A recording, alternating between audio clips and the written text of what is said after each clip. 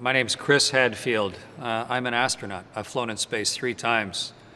And now I do a lot of different things, help with a lot of space companies, teach at university, and write books, and try and make the most of the experiences that I've had in life.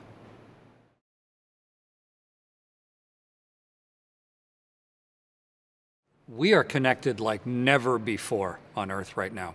Instantly dial a number or push a button and communicate with one person or millions of people. That is a tremendous tool. We have access to all accumulated knowledge in history. Why do you have to go to a school? You can get everything you need through that connected access to information.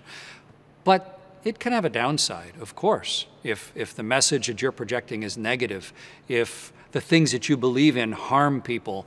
If you deliberately do bad things, then obviously being able to do it to more people at one time has a collected negative impact. So just like any technology, we need to be thoughtful about how we use it. Take advantage of its strengths, and through collective agreement and regulation and social culture, find ways to minimize the negativity of it. Progress enables everything, but we need to be measured in how we adopt it.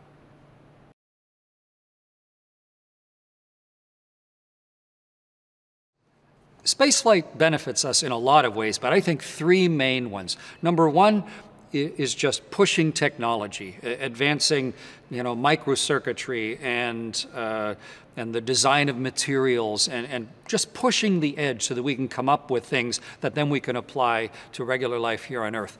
The second is awareness of the world itself.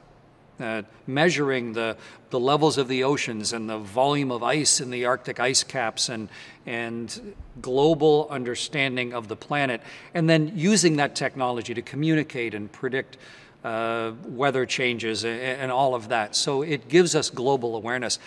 The third real benefit of spaceflight is that it inspires people to do things they might have otherwise never had the courage to attempt. And it sets a set of faraway objectives when people are young that helps them to make different decisions with their lives. It raises their eyes beyond the confining horizons right next to them.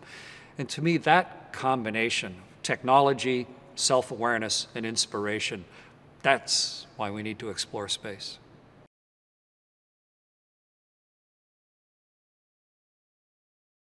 I've commanded a spaceship, dangerous place to live, separated from the Earth, small group of people counting on each other.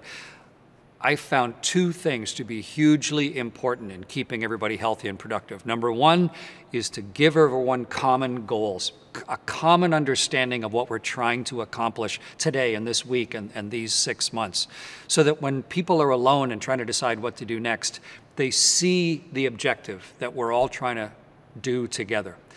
The second is to give everybody skills, because almost every decision people make is on their own, no matter what sort of leader you are.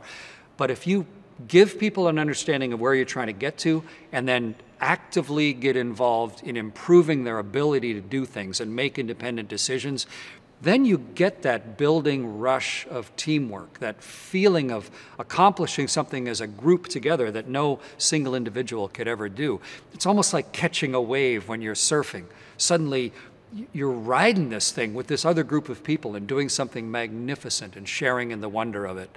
And in 3 space flights and 6 months on board a ship and commanding the International Space Station, we didn't have low moments. We didn't have concerning psychological existential problems. We were wrapped up in the wonder and the purpose and the accomplishment of what was happening. And that's, to me, a real prideful measure of success of my particular short time at the helm of the World Space Station.